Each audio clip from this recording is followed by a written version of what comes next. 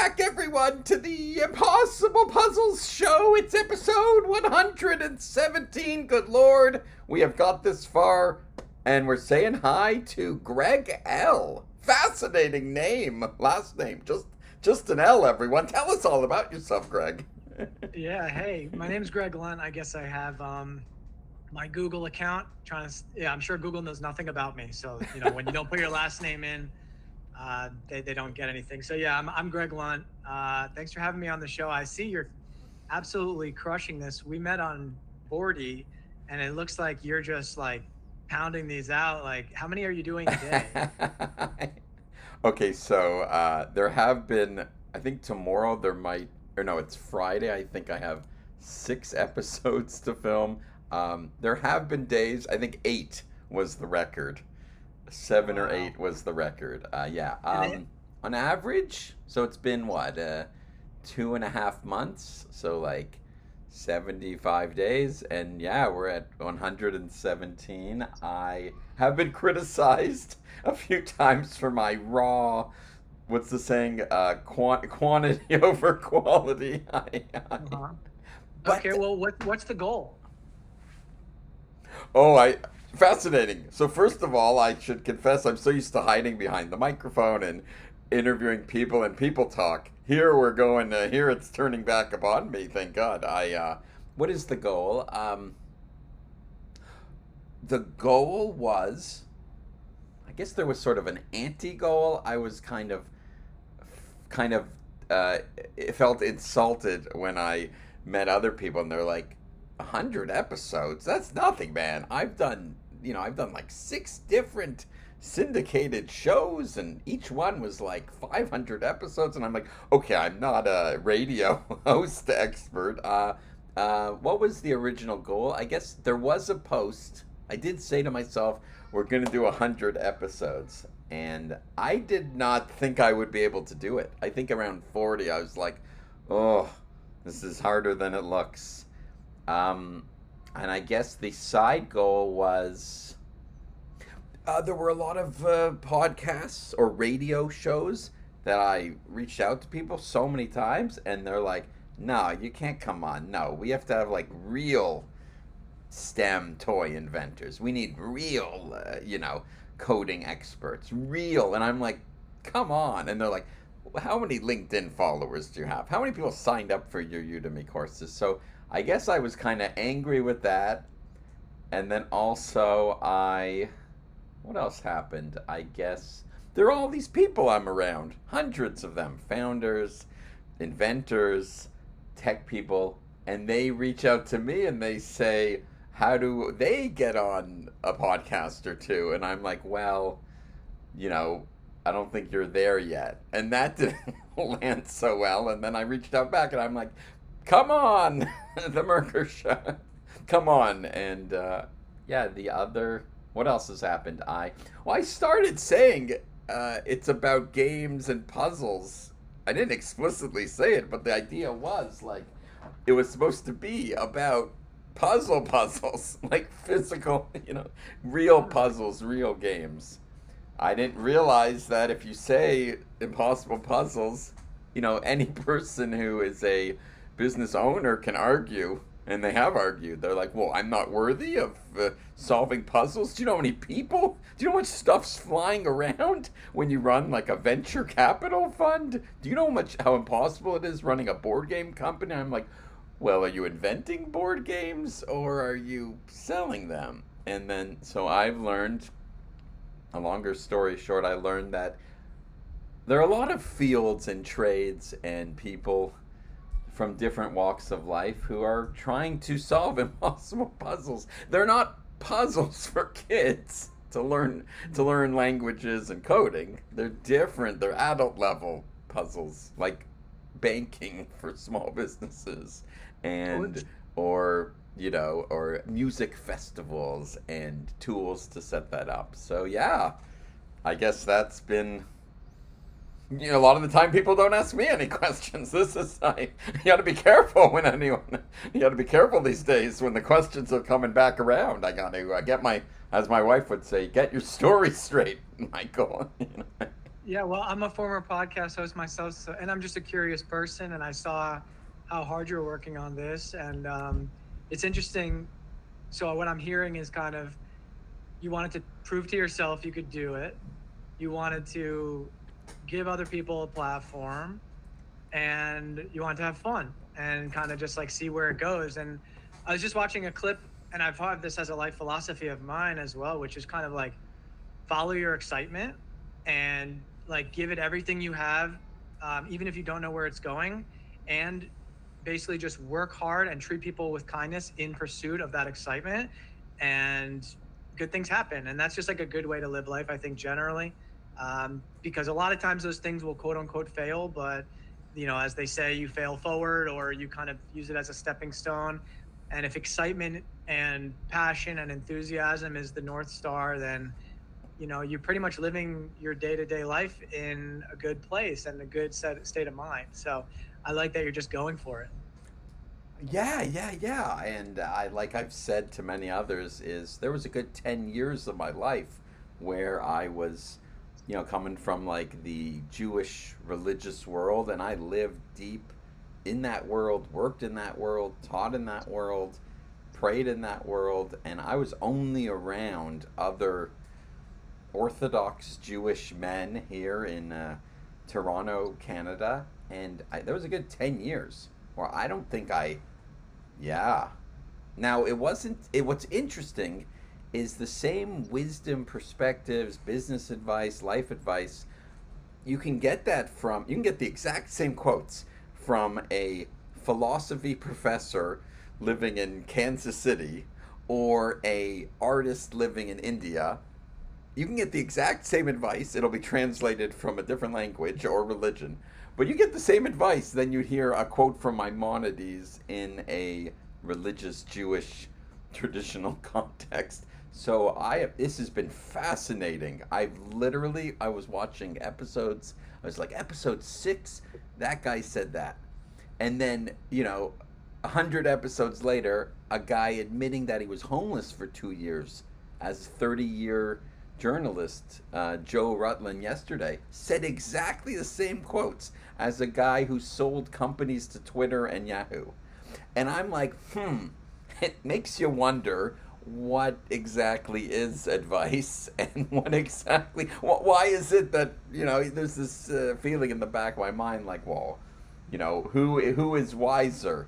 The one who's the established 60-year-old business guy who's paid to give advice, or the person who's like actually been in the trenches for 30 years, who has not risen through the ranks and who's been knocked down a few times. So who is wiser? Whose blood is redder, if you will? Usually, Yeah.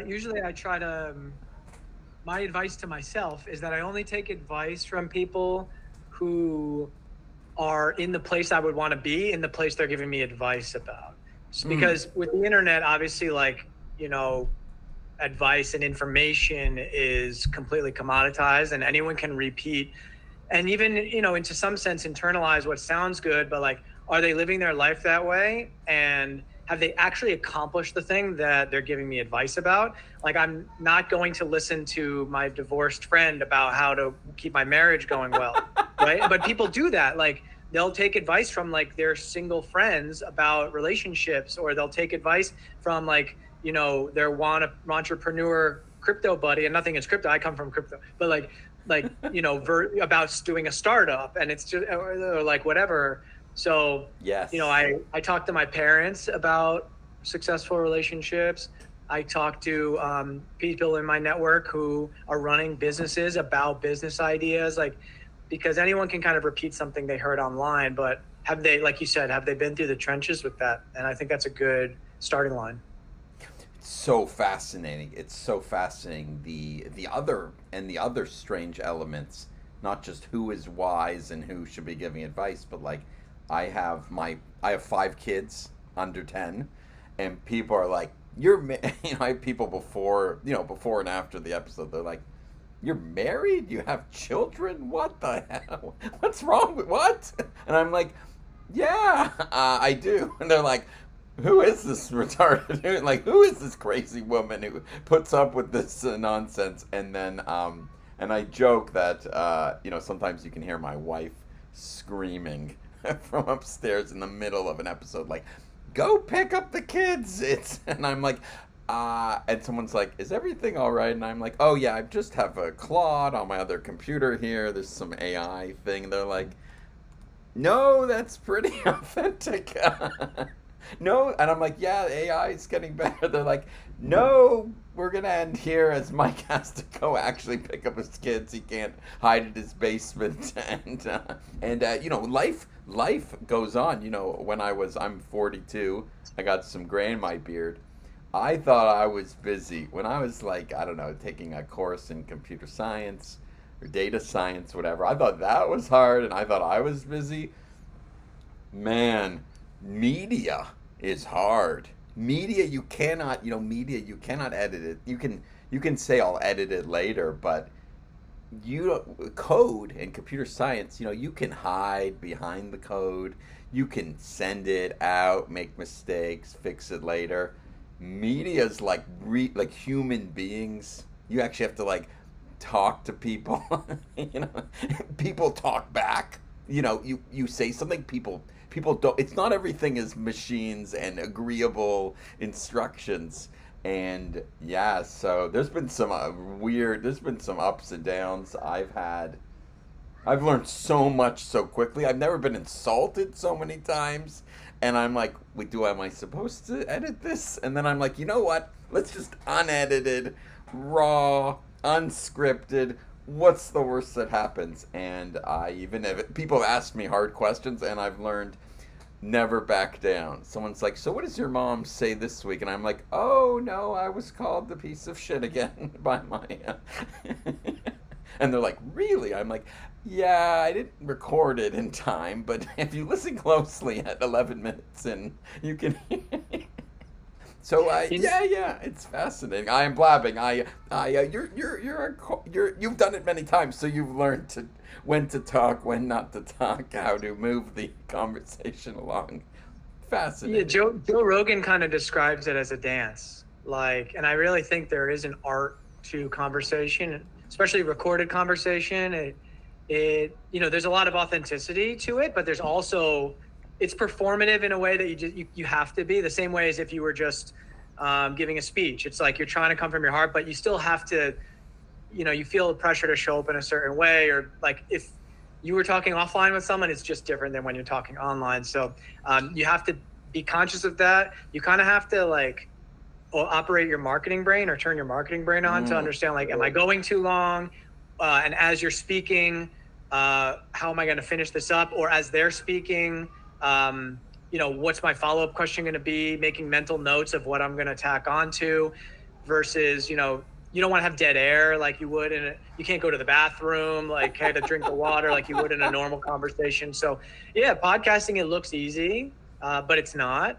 And like you said, you're meeting a lot of different people, which is super cool, and putting yourself in different situations that, you and I haven't spoken before this. Even when I just hopped on now, you kind of just press play. So you're really getting, that initial interaction with somebody. There's no scripting. There's no even baseline to kind of work off. We're just figuring out communication in real time. And that can be really interesting. I'm sure this will be fascinating for your children to go back and watch this series when you're done, if you're at 150 or 200 or 1,000, and there's this archive of their father speaking to all different people from all across the world, sharing his perspectives.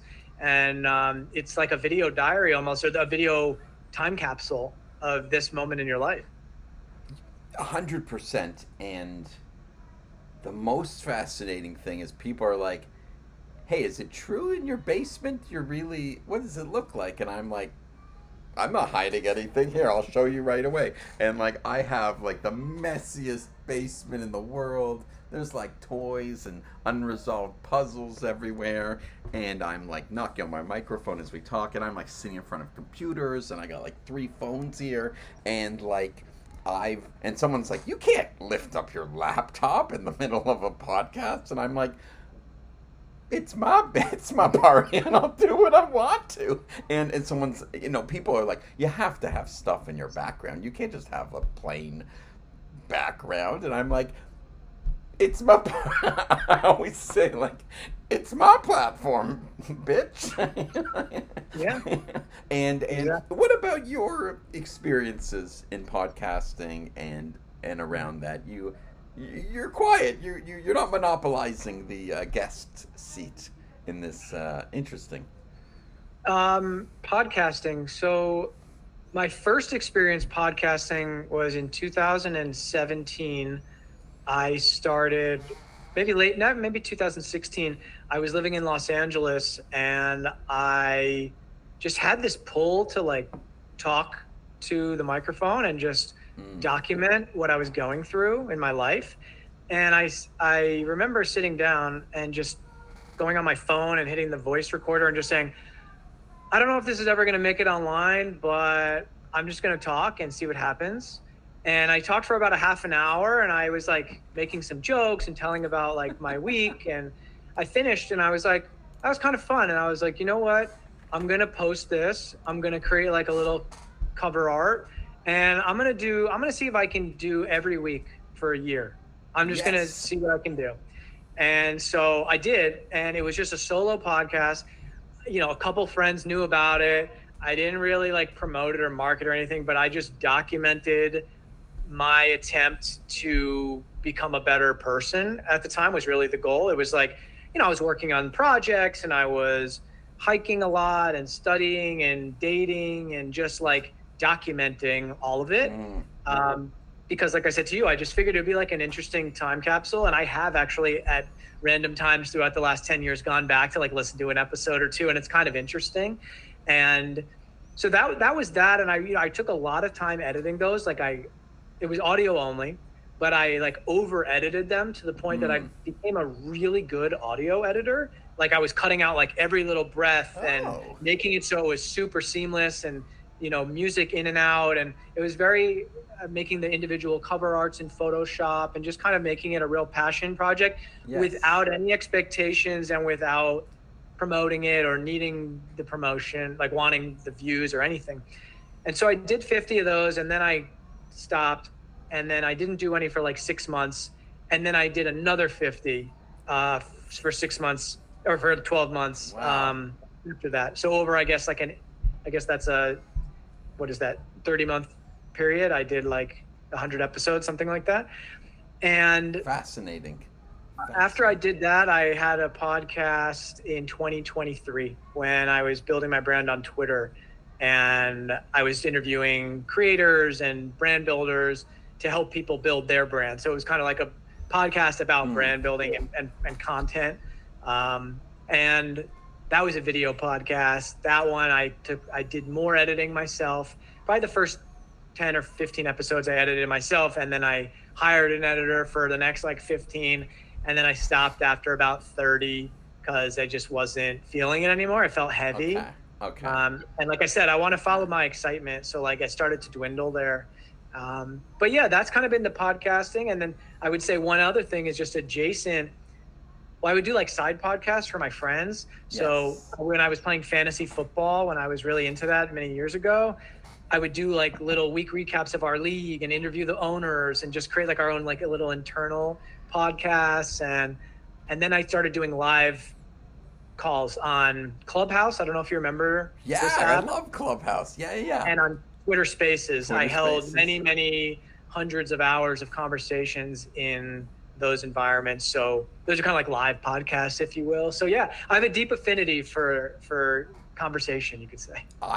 Fascinating, fascinating. I remember, and it's shameful to admit, when I first got married, and my wife was working at she's worked as a special education teacher for 15 years, and so interesting. And I remember she's like, "It's 2 in the morning. What are you doing online?" And I'm like, "No, I'm learning about this tool and this tool and this, and I'm trying to learn how this games are built." And she's like, "This is not normal." And it's so fascinating. And then with the podcast again, it's like, this is not normal. This is not, no one with like rabbinical training and computer science training is doing like a podcast in Canada. It's like, that's really weird, right? And then I'm like, I tried to justify it. Now I've learned that it's actually a positive. But I remember explaining to people, I'm like, well, I can have guests who are like super religious,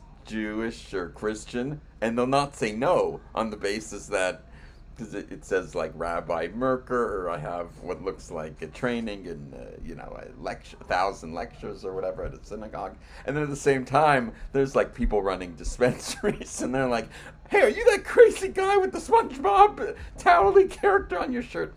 And then at the same time, I've had like, so it's weird. And then there's all these Israeli people I'm around, and then there's all these anti-Israeli people I'm around. So it's sort of been like, I don't know. So sometimes, I've had like the strangest collection. I've had, famous artists in India. I've had venture capitalists. I've had media people, serious media people. I've even lost episodes when a baby came down and started smacking the microphone into that stopped the recording, and then my computer died, and the guy's like, we just did an hour episode. I have 500,000 subscribers on YouTube. And I'm like, sorry, Justin Abrams in Manhattan or in Long Island. It's fascinating. It's so interesting. It's so interesting. And, I didn't know people would be posting on LinkedIn and then it would get like 50 views within 2 days. And that I would be their source of future job prospects and networking. I'm like, no, I'm just a crazy Jewish guy who pushed record. And there's so many people also are like, oh, I want to do a podcast. I'm like, you can. It's not so simple. And they're like, but aren't you just pushing record? I'm like, well, you're watching the finished product. People do not fall from the sky magically into a phone. I tried to explain. I said, I'm not hiding anything. I'm like, you have to record, you're not going to record in, 720p resolution. Someone's like, what's that? I'm like, well, you have to, if it's a video, you have to record, like a 40-minute video. That's going to be like a 30 gigabyte file. Do you have a MacBook Pro with like adapters and Google backup storage? Have you dealt with like YouTube tagging and short form media? And the person's like, what? And I'm like, it's not so simple. You edited, you did audio. Why did you do audio versus video? Well, in the beginning, it was just ease of use or ease of creation. Like, to put my time, video, like you say, adds a lot of complexity. So if you want to do it right, take a lot of pride in my work and my content. And so to put out a video that I didn't feel like was up to par wasn't, unless there was like a vision behind it, didn't feel worth it. So I just figured, let me just do audio. I could even take pauses and breaks and come back and edit it all together later so it seems seamless. But sometimes I would sit there and think, because I'm talking to myself. It's actually pretty difficult to talk to yourself for 30 minutes. I was inspired at the time by like Bill Burr's podcast and Chris D'Elia's podcast. And they are comedians, so they're just like way better at that than I probably was. And so there were times when I tried to be funny and it was okay, but it felt a little forced. And my sense of humor is a bit deprecating and dark. So in order to be funny, I kind of have to put myself in almost like a judgmental or negative headspace. And so I didn't feel authentic with that. And so then I would just get a little more philosophical. And sometimes you have to sit there when you say something or you want to say something meaningful. And I would just sit in silence for like a minute and just have to think.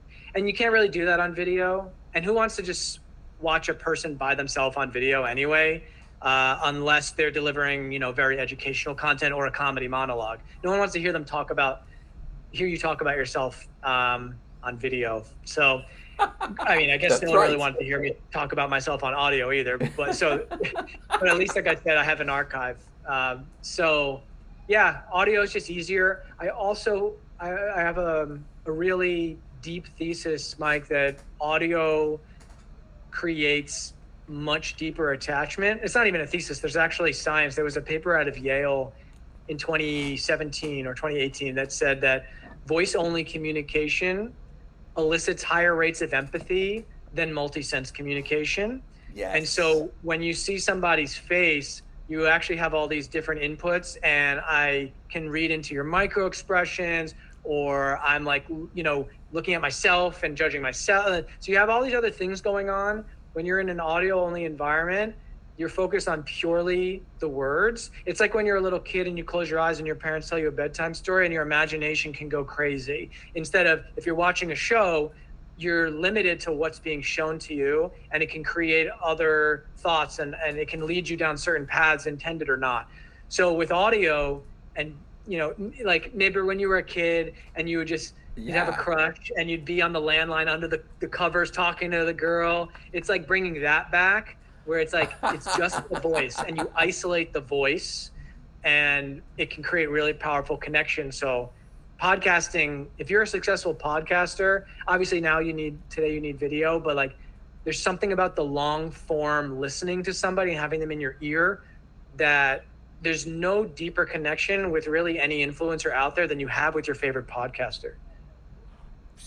Oh my God, that's profoundly brilliant, and that is so fascinating. I know in okay, so in like sometimes like Jewish religious dating methods, where people are not, I have a cousin, he like met his wife after like 3 dates, and then he got married, and now he has like 8 kids, whatever. So like the culture is completely different. And there are all these like rabbis who are like, okay, you should talk on the phone at length for a few hours to really understand and get to know the boy or the girl, so that yeah, and like strong advocacy in this, and he's saying in Hebrew or Yiddish, whatever, and it's fascinating.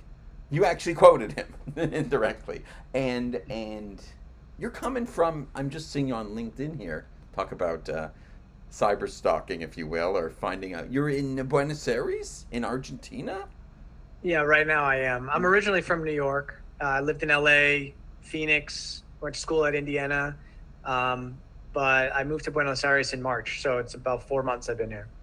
What took you, or such a strange? What's that like? What's going I on? met a girl, Mike. I met a girl. So you Woot know how that woot. goes. I spent last year traveling the world. I went to 15 countries on 5 continents. And then I came to Buenos Aires 1 week in October, and I met her. And we had a nice time. And I went out and finished some more traveling. And then I ended up coming back here, and we've been dating, and it's going really well. So she was the main pull, and it's a great city. I'm studying Spanish, and the people here are incredible. We're recording this on July 8th, 2026. Argentina just won against Egypt in the World Cup, headed to the Yeah. quarterfinals in like the most thrilling comeback ever. So it's awesome to see, like, the vibe in Latin America is just, it's a different, when it comes to soccer, is different than anything, or football, I should say, than anything really, in terms of passion. And the city was just rumbling. So it's super cool down here. I literally was joking earlier today, talking with a small handful of people I met from a neighbor from Brazil, and their parents in Sao Paulo, and they come to visit for 2 months to in the summer in Canada. They couldn't survive the half the year winter, and fascinating. The her my neighbor's parents, they're like fixing the backyard, and they're like mending all these crafts and whatever, and it's fascinating, and the happiest, nicest people ever, speaking with, they're learning English whenever they come to visit here in Canada. And you like the people from that part of the world. They're different. What's it like, the people? Yeah, well, my girlfriend's Brazilian, but she lives here in Argentina. So, and I did travel to Brazil as well during this trip, and I went to Peru for a bit. Wow. Those are the only 3 countries in South America I've been to, I guess. So, can't speak for all of it. I've been to Mexico. So my limited but substantial and somewhat experience. The people are great. I mean, especially when you try to speak the language, like, they're very accommodating. I think, you know what I learned, man, from traveling the world a little bit last year was Yeah. people are people. and like everyone wants the same thing, and we are so judgmental based Mm, on memes and stereotypes are real in some sense, but they're also so shallow in the sense that like people are just trying to be happy, find love, make some money, hang out with their friends.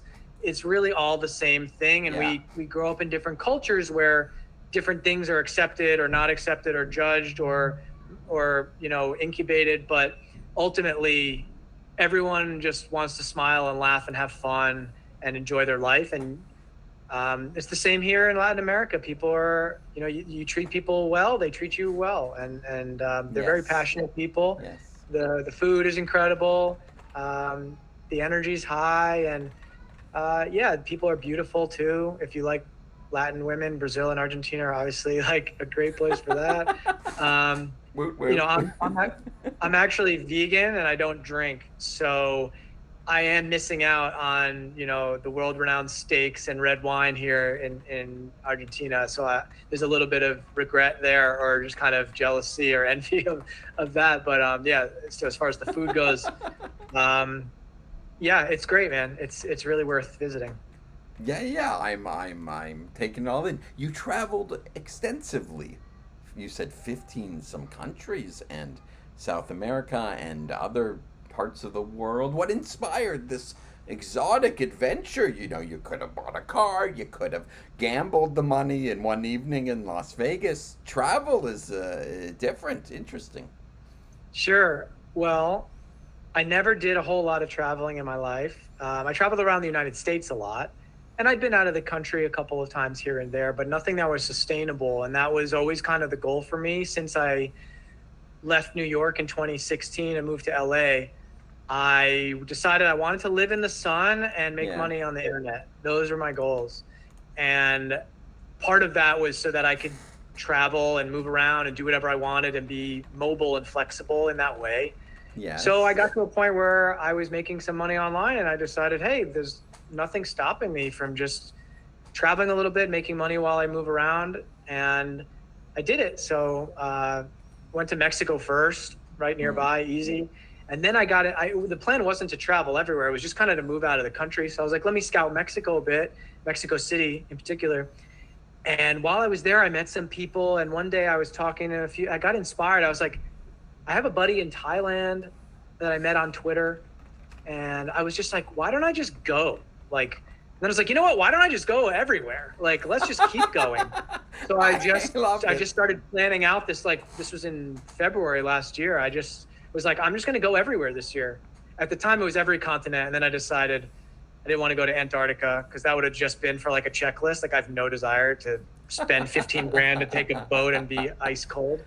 Um, and I didn't make it to Australia. I had to make some travel plans midway. But anyhow, I did most Shucks. of it, and yeah, I was inspired by just this desire to scout the world for opportunities, for inspiration, for a wife, for meeting people that I've met online. I have so many friends from my Twitter days, and um, yeah, the world is really small once you start just popping around and seeing how cool everybody is and how much we overlap, and it's very addicting as well once you get started. I will tell you that I spent a good chunk, I mean, going back 20 years ago, I spent a good chunk of time traveling all around Europe for 4 months, Israel for 3 months, living in South Korea for a month and a half, Very traveling nice. around America for living in a couple different collectives. This is years back, and fascinating experience. And are we both advocating that everyone, if they're able to or can figure it out, should drop everything and run around the world a little bit? What sayest thou? Yeah, I don't know about drop everything, but I think prioritizing a period of your life, whether it be a month or a year, to see what you can, muster together to travel. I think it's really worth it. It's kind of trite, but like it does help you grow as a person and give you different Mm, perspectives. And it's, I think a lot of people want to do that. It's just hard. People have busy lives, and they've optimized for money, a lot of people, Mm. and money is very valuable. But what I've realized is that there's like three or debatably four types of freedom that you want to chase in life. One is financial freedom, but there's also location freedom, there's time freedom, and there's mental freedom. And as far as Yes. location and time, sometimes you sacrifice those in the pursuit of the financial freedom. So people will take these jobs that require you to be in an office or what have you, and the world is changing so quickly that some people didn't recognize that change, and now they find themselves, they bought a house, they're Mm. implanted somewhere, they have multiple young kids, and they have to go to work at the office, and they can't just up and travel because they've rooted themselves down. So that's why like I said, when I went in 2016, I was watching what was happening on the internet, I was creating content, and I was like, there's so much opportunity to be able to Yes. make money online. I need to stay flexible with my time and my location. The Yes. Yes. financial Yes. will actually come later. And I want it to be based on a foundation of other freedom so that I can enjoy the fruits of my labor. And I'm willing to have that delayed, um, what's the phrase? Yeah. The delayed, I can't think of the term, but the delayed satisfaction, I guess. In terms of being able to, so I have friends that are making $500,000 a year and they live in a shoebox in New York and they don't travel. They just sit in front of Netflix every day. So it's like cool. And that's good. That's a nice amount of money. I want to make that much money too, but not at the sacrifice of, all the other, the freedom that I have in my life to like wake up when I want, to work on the things that I love, and to be around the people that I want to be around. So I forget what your question was. Oh, should people just drop everything and It's travel? okay. You got to be responsible, but if there's any way you can make it a 5-year goal to like, is there a way that I can move some of my work? Can I make a little side hustle so that I can afford to take off for a while, even if it's not paid, or like whatever it may be? Can I make friends online because that are in different communities that I enjoy, that maybe I can crash with them so I don't have to spend as much when I go? Like there's different ways you can, strategically put yourself in a position where it's affordable and it makes sense with your life. Fascinating. Beautiful. And interesting. And your YouTube channel. What's it all about? I did Google search you before I see you're the one with before you dyed your hair a lovely different color. Yeah, that the YouTube channel, you'll see those podcasts I was talking about from 2023. Yeah. That's basically the extent of my YouTube channel. There's like 30 episodes of that video podcast, and when I stopped creating that, I stopped with the YouTube. I've been more active on X, but in the last like year, I really haven't posted that much there either. So from a content creation standpoint, I've kind of backed off a bit because I like to. There's been a couple of times in my life where I felt like I really had some alpha and something to say that would help people. Right now, I would just be like building the brand for building the brand's sake, like trying to figure out interesting things to talk about or be clickbaity or like just stay relevant. And I'm not really interested in that. So I'm working on like projects behind the scenes. And then if I want to start using my social media again, they're there, I guess. My YouTube is not big anyway. It's like 800 or 900 subscribers, That's but if I better had than many others. yeah, I mean, it's not.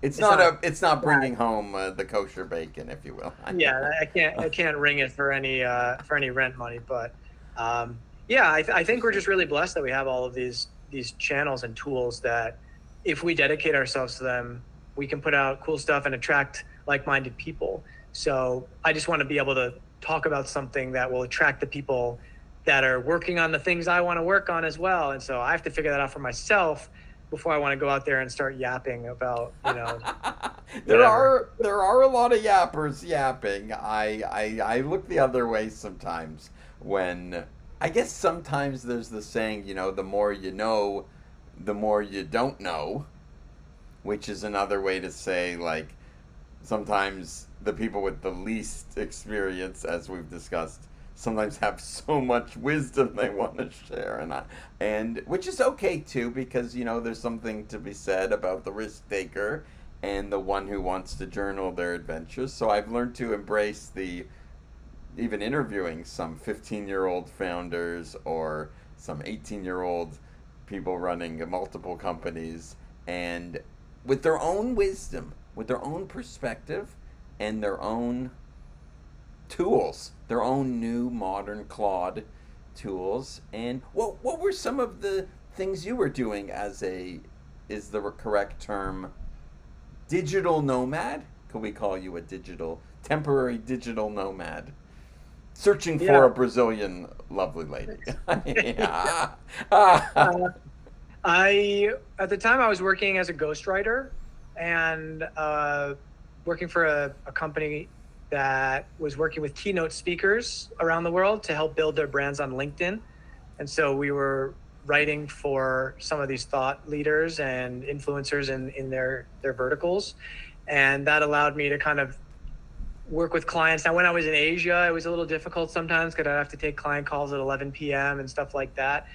But it's still, during the day I had to myself, I could get my work done on my own time and then enjoy, whatever country I happened to be in. So that was for 2025, that was really what allowed me to do that, was this one specific role that I had come across. But the way I found the role, it was like, there was a woman that was working there for a little bit who I knew from Twitter. So like Twitter has actually opened so many doors for me in terms of networking and building relationships around the world and connecting me to really thoughtful people.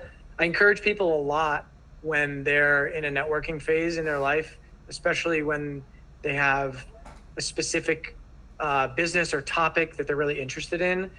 I still think, like, I know I keep calling Twitter, but X is, I think, one of the most underrated platforms. Whatever industry you're in, the cutting edge conversation, the bleeding edge information and resources are on X. And so I implore people to kind of dive in over there, especially if you're into AI, tech, sports, crypto, money, like digital nomad, like making money online, comedy. There's everyone is testing and trying and sharing information on there, and some people, they think, it's just a toxic shithole over there, and it can be. Yeah, if you're opening up like the default For You page and going in the political comment sections, of course. But if you're intentional, and this goes for really all social media, with your feed, you can find a lot of value. So I kind of sidetracked your question, but Okay. the opportunity that allowed me to travel was from the networking on Twitter. So it all kind of came full circle. Fascinating. And this was in the last 2 minutes we have you before we get back to our chaotic lives. You in that part of the world, and me with some kids screaming upstairs and 10 meetings a day, whatever. What wisdom would you give to others who are not yet comfortable in their own skin with media, recording themselves, having the 40,000 Twitter X followers? What do you say to those younger people who are still watching, to motivate them to come out of their shell, out of the basement, out of their mother's basement, if you will, to put themselves out there to network and get the ball rolling on a... It's a really interesting question because I kind of have like two competing schools of thought on this, and I'll keep it brief. One is like post every day and just see where it takes you, and like, lean into any traction you get and talk to everyone in your comment section and reach out to people and be like an extrovert online, essentially.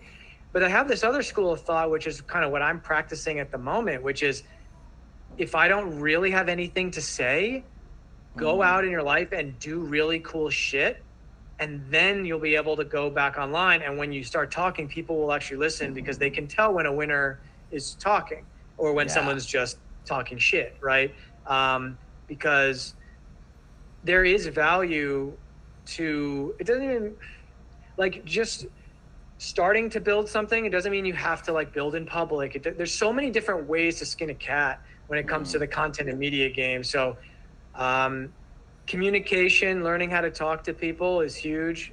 And writing, that would be one thing, is like write uh, or speak a Mm. lot. Like figure out what is your preferred method of communication and try to hone that.